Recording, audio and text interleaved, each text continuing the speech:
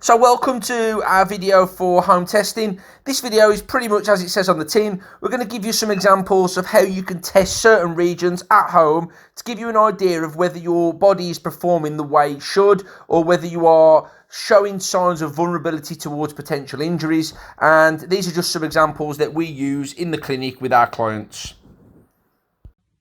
So this first test is the knee to wall test, and we use this in clinic to measure calf mobility, especially with dorsiflexion. So essentially the premise of this test is to try and hit the wall with your knee on the front leg, and a couple of things you want to make sure you've got in place with this test. First and foremost, for consistency, make sure the gap between your front and back foot is the same every time you test. Secondly, you want to make sure that your heels stay in contact with the ground throughout the whole movement on both feet.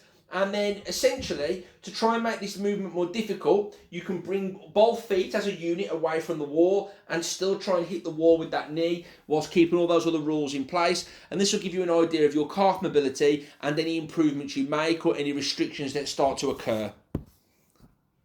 So here we have the sit and reach test, which is going to measure your hamstring mobility.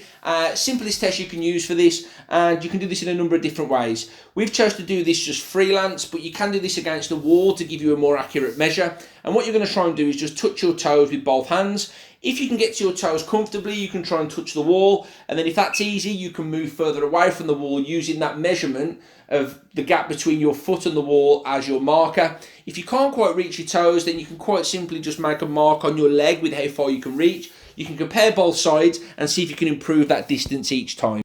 So here we have the standing on one leg test, and what you do with this one is quite simple. First and foremost, you can try for the Trendelenburg sign. So standing on one leg, and if the hip drops on the non-standing side, this will give you an idea of potential glute weakness on the standing leg or a misfiring of the glute.